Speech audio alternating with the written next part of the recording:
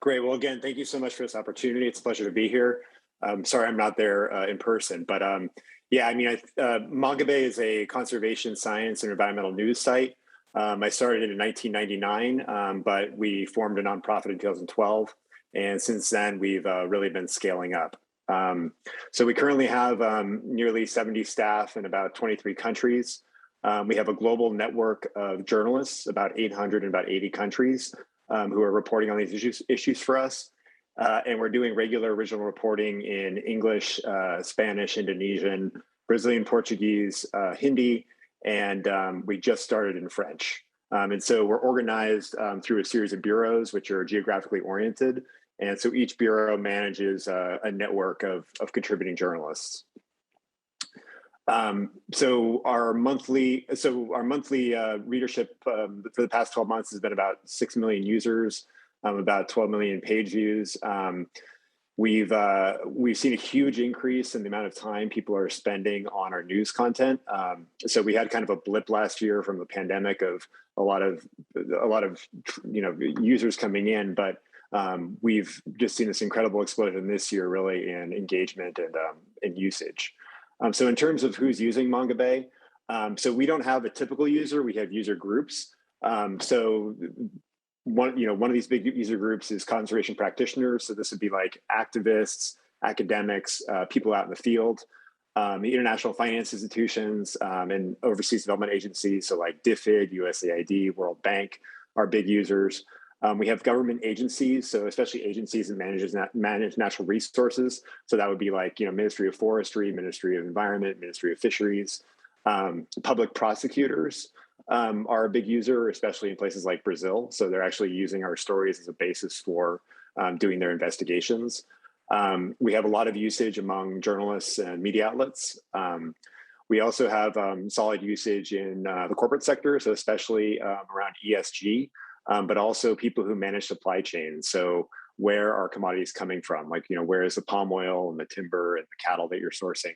What is the impact of that? And so that's a major user base for us.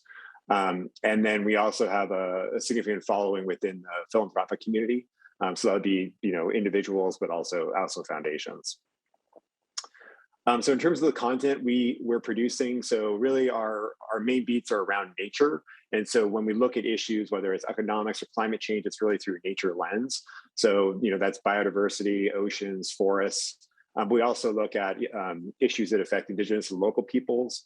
And we have a big focus on nature-based solutions. In terms of the formats we use for producing content, so we began just producing written articles, but we've since expanded into short form video and podcasts. And we're increasingly working with and developing data products. And so an example of one of those data products is something we rolled out in the past year, which is a directory of reforestation projects globally. And so the goal of this was to really create more transparency in the tree planting space, which traditionally has been very opaque. And so what we're doing is we're assessing projects around the world and looking at what information are they actually disclosing. And what we found is, as we started this process, a lot of projects and companies have reached out to us and either disclose information or they started publishing more information on their websites because they don't want to be seen as being opaque in the tree planting space. And then another thing about Mongabay is that we do have a website. So a lot of our traffic comes directly to our websites or our mobile apps. We also have a big presence on social media, but we also syndicate our content. So our written content can be used by anyone free, non-commercially or commercially. So what that means is we have a lot of outlets that are syndicating our stories. And just as an example of that, there was a platform that launched a couple months ago called Earth HQ. Mongabay is providing a story layer on that geojournalism platform. And so we also have a similar relationship with Global Forest Watch, which is organized around forests. And so because we have this large network of journalists all over the world, it allows us to have very local coverage, but also bubble up to the high level to look at issues across countries.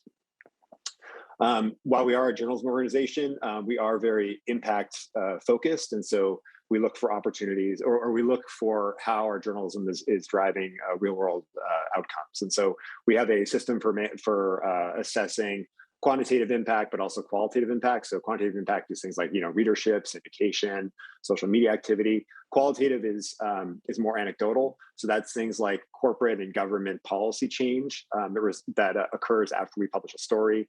It's things like funding flows, third-party media coverage, law enforcement action, things of that nature. So, just to illustrate this a little bit better, I have one example that I like to point to, which is from a few years ago. So back in 2014, a company had an IPO in London. They had this message where they said they were producing cacao in a sustainable fashion. We were monitoring a platform called Global Forest Watch, and we could see these pink polygons popping up in the Peruvian Amazon, which is the most biodiverse part of the world's largest rainforest. And so as we started to dig into the story, it turned out that this company was actually clearing that forest. So while it's representing itself as sustainable, it was cutting down the most biodiverse forest in the world. So we broke a story internationally on this issue, got a lot of attention. A lot of other media outlets picked it up.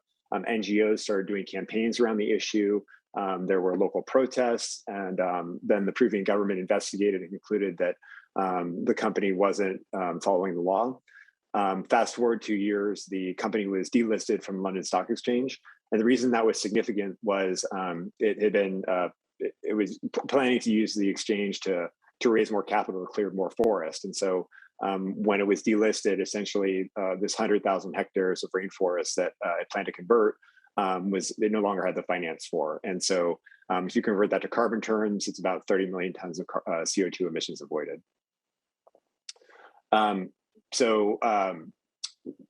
In that example, we relied very heavily on data. So we used data from satellites to show the history of the land before, what happened. But then we also did on-the-ground reporting. So we had, journalists who were, getting their feet dirty. So in terms of, what we're seeking in this opportunity, so really we're looking for data partners, especially around nature-based solutions, to work with us on scaling knowledge and the availability of information around critical ecosystems. We're also looking for distribution and syndication partners. We have a large range of partners right now, from these data platforms to local media, national and international outlets, but we're always looking for more. And then we're also looking for donations to expand our impact, because again, we are an NGO, so we're a nonprofit based in the U.S., and so we're always looking for support for that. So thank you very much for listening to me. If you'd like to connect, my information is up there. So again, thanks for this opportunity. Thank you, Rhett. Very good.